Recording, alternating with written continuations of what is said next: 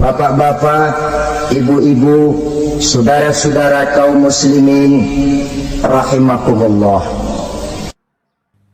Ibadahnya rajin, kaya. Nih yang kayak begini susah digodain. Kalau ibadahnya rajin, miskin, kali bisa disogok. Sini imannya mantap, ibadahnya rajin, kaya, nabi lagi. Oh, tapi namanya iblis nggak kurang akal. Laporan, Tuhan, kenapa Les? Ya ini bahasa saya, bahasa Qurannya sih nggak gitu. Itu hambamu yang namanya Ayub, dia rajin ibadah cuma karena dikasih kaya aja. Coba kasih miskin dia, berhenti dia sembahyang. Ah, kamu bisa aja. Saya tahu Ayub itu hambaku yang ikhlas. Saya buktiin Tuhan, silahkan. Dibuktiinlah, iblis turun ke alam ini. Yang mula-mula dia lakukan, dia rusak sawah ladang Nabi Ayub. Dia binasakan binatang ternak Nabi Ayub. Sehingga dalam waktu singkat, jatuhlah Nabi Ayub dari orang paling kaya, jadi orang paling miskin. Beliau masih ibadah di mihrab dalam masjid. Datang iblis. Saudara Ayub, ya. Lagi ngapain? Ibadah. Nyembah Allah, nyembah Allah. Oh, percuma. Kenapa? Tuhan yang ente sembah nih, dia udah bikin miskin ente. Sawah ladang ente hancur lebur, binatang ternak binasa. Sekarang ente jadi orang paling miskin. Ngapain nyembah Tuhan kayak begitu? Tekor. Udah berhenti dah ibadah, berhenti ibadah. Ini iblis sama Tuhan laporannya lain, yang dikerjakan kepada Nabi Ayub juga lain. Benar begitu iblis kata Nabi Ayub? Iya, sawah ladang saya habis, buras. Binatang ternak saya binasa, binasa. Saya miskin, bangpak. Apa jawab Nabi Ayub? Bukan innalillahi, ini hebat. Alhamdulillahillazi a'tani wa akhza minni. Segala puji bagi Allah yang telah memberikan harta kepada saya dan sekarang mengambilnya lagi. Alhamdulillah. Allah yang ngasih, Allah yang ambil. Itu mah urusan Allah. Iblis cuman ibadah jalan terus, sujud lagi Nabi Ayub. Iblis seleher gondok banget. Dasar Nabi nggak mempan dia apa-apain. Miskin malah alhamdulillah. Allah yang ngasih, Allah yang ambil. Jadi kalau kita tidak komit, kita tidak terikat kepada kaya, miskin, senang, susah, apa yang bisa bikin kita susah? Jadikan kekayaan, kemiskinan, jadikan senang susah sebagai anak buah yang bisa kita atur. Jangan kekayaan ngatur kita, jangan kemiskinan ngatur kita. Kita yang harus mengatur mereka. Senang susah, kaya, miskin, bahagia, sengsara, jadikan itu anak buah yang bisa kita atur. Kalau sekarang kita kaya, lain saat boleh jadi kita miskin, semiskin-miskinnya. Allah yang ngasih, Allah yang ambil. Tenaga mana yang bisa menghalangi? Ibadah jalan terus. Iblis makin gondok. Dasar Nabi loh. Akhirnya apa? Nabi Ayub dikerjain, diberikan penyakit. Demikian fatal penyakitnya. Bayangin, udah miskin, sakit. Masya Allah. Miskin, sakit. Sakitnya nggak lama, kira-kira 16 tahun. Istrinya 3, 2 mental minta ceraiin. Ngerawatin laki bengek begini. Senang belum tentu, susah udah pasti nih. Cerai aja, cerai dah. Cerai. Tinggal satu Siti Rahmah yang setia menemani beliau. Sesetia-setianya hati perempuan. Satu saat Siti Rahmah bilang, "Bang, iya, abang kan Nabi, Bang. Lalu, namanya Nabi kan doanya jarang meleset, Bang. Maksud kamu minta kenapa sih sama Tuhan biar abang sembuh, baik dah, Bang?" Siti Rahmah, iya. Saya sakit berapa tahun sih dah? 16 tahun, Bang. Sebelum ini saya sehat berapa tahun? Ya kira-kira 60 tahun, Bang. Nah, coba ente banding-bandingin, Rahmah. Saya dikasih sehat 60 tahun. Dikasih sakit 16 tahun. Sudah nggak sabar. Mau doa kepada Allah minta sembuh. Saya malu. Malu kepada Allah. diuji dengan yang luar biasa seperti ini, tidak mengganggu stabilitas kehambaannya. Dia tetap menghamba kepada Allah Subhanahu wa ta'ala. Saudara-saudara kaum muslimin rahimakumullah, kunci menghadapi kesulitan itu apa? Allah jelaskan dalam satu ayat, wa basyiris sabirin alladzina iza asabathum musibah qalu inna lillahi wa inna ilaihi raji'un. Gembirakan orang-orang yang sabar. Siapa mereka itu? Yang apabila mendapat musibah mereka kembali kepada keyakinan dasar, segalanya dari Allah dan segalanya akan kembali kepada Allah. Ini konsepsi dasar dari sikap muslim dalam menghadapi berbagai kesulitan. Segalanya dari Allah, segalanya akan kembali kepada Allah. Kalau ini sudah kondisi dasarnya, maka kita akan lapang menghadapi kenyataan bagaimanapun pahitnya. Apakah itu namanya miskin, apakah itu namanya sakit, bahkan maut sekalipun. Maut sekalipun. Segalanya dari Allah, segalanya akan kembali kepada Allah. Ini sikap hidup, bukan sekedar ucapan. Kita kadang-kadang menjadikannya sebagai ucapan. Mulutnya sehingga berhenti, innalillahi wa inna ilaihi raji'un, tapi nangisnya terus gerung-gerungan. Bukan itu, ini kesadaran moral. Kalau segalanya dari Allah, segalanya kembali kepada Allah, kan sebenarnya cuma nunggu giliran. Hari ini saya nyembayangin dia, entah hari apa saya disembayangin orang. Hari ini saya antar dia ke kubur, entah hari apa orang nganterin saya ke kubur. Hari ini saya tahlilkan dia, entah nanti kapan orang tahlilkan saya. Segalanya dari Allah, segalanya akan kembali juga kepada Allah. Oleh sebab itu saudara-saudara, kesulitan bukan untuk ditakuti. Kesulitan justru untuk diatasi, dicarikan jalan keluarnya. Dan tidak ada orang yang tidak pernah mendapat kesulitan. Tidak ada. Semakin tinggi status sosial, semakin tinggi kualitas keimanan, semakin besar juga tingkat kesulitan. Hanya saja bagaimana cara kita mengatasinya. Dan Al-Quran menyatakan, inna ma'al usri yusra. Di balik kesulitan itu pasti ada kemudahan. Roda itu berputar. Karena itu Rasulullah sallallahu alaihi wasallam mengingatkan kepada kita, ta'arraf ilallahi firraha ya'rifka fisyiddah. Ingatlah kepada Allah di waktu kamu senang, supaya Allah ingat kepada kamu di waktu kamu susah. Kalau waktu senang kita ingat kepada Allah, kita susah, Allah tidak akan meninggalkan kita. Tapi kalau waktu senang kita jauh dari Allah, sujud tidak sempat, dengan masjid jauh, ketika senang kita lupakan Allah. Nanti begitu kita susah, Allah lupakan kita. Dan itu menyakitkan. Oleh karena itu orang-orang tua kita dulu bilang, kalau lagi sehat ingat-ingat lu bakal sakit nanti. Kalau lagi kaya ingat-ingat satu saat kita bakal jatuh miskin. Bahkan kalau lagi muda ingat-ingat kita bakal tua. Dan yang terpenting, kalau lagi hidup ingat-ingat kita bakal mati.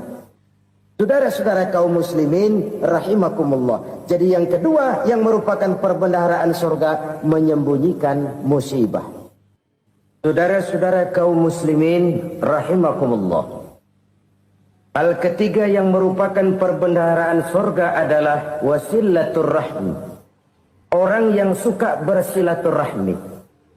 Sebagaimana yang kita maklum bahwa manusia adalah makhluk yang disebut zon politika. Makhluk sosial yang tidak mungkin hidup sendiri-sendiri. Betapa dan siapapun kita memerlukan orang lain. Bodoh betul manusia kalau tinggal di tengah masyarakat tapi tidak mau bermasyarakat. Merasa hebat sendiri, pintar sendiri, gagah sendiri, kaya sendiri. Mungkin kalau mati juga ngubur sendiri. Jangankan kita di sini. Di sorga saja Nabi Adam waktu sendirian bengong melulu, ngondar mandir. Allah tegur dam sepi dam. Ya ini kalau bahasa saya. Iya Tuhan sepi ini nggak ada coret-coretan pisan ini. Diciptakan Siti Hawa baru anteng Nabi Adam. Itu di sorga. Cobalah. Umpamanya saudara tinggal di Jakarta nih. Kayak bener. Apaan aja di Jakarta punya saudara dah. Jembatan Semanggi ambil. Monas, Buntel bawa pulang. Hotel-hotel ambil semua. Cuman tinggal di Jakarta sendirian, apa enaknya?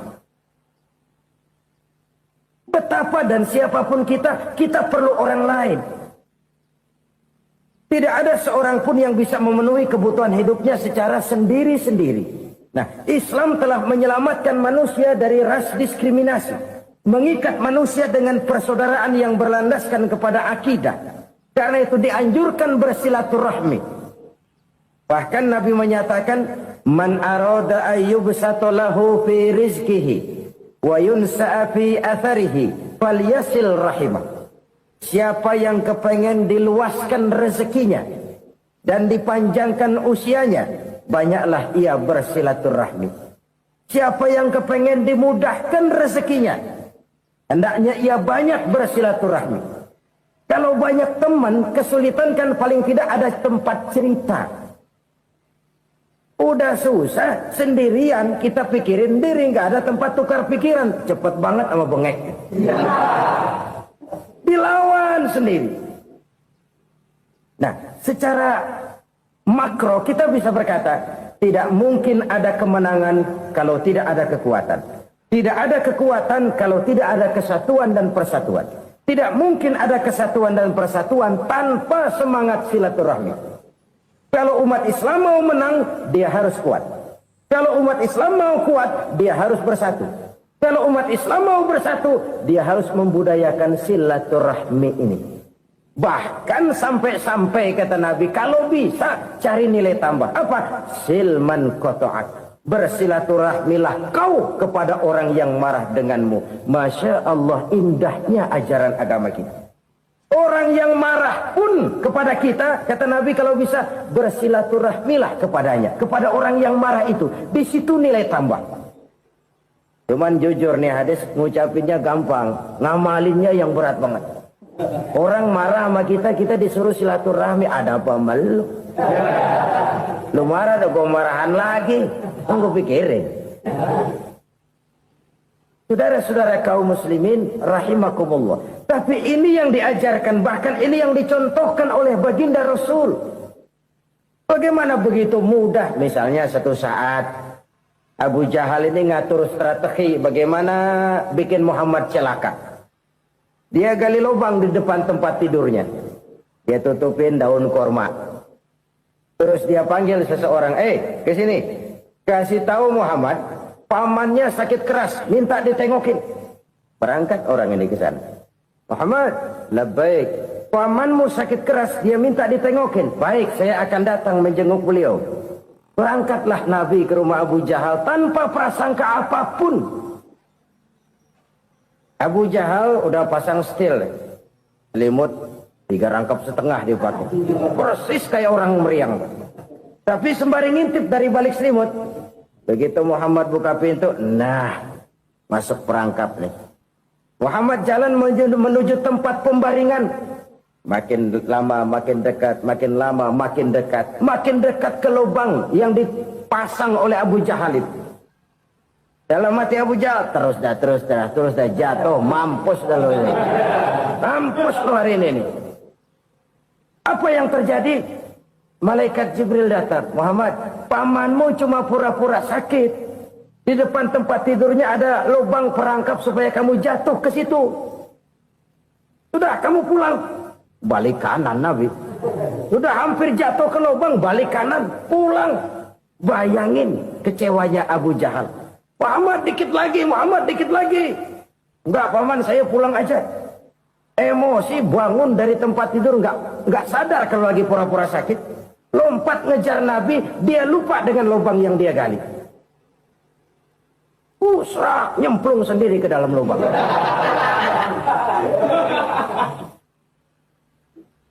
Nabi terus berlalu.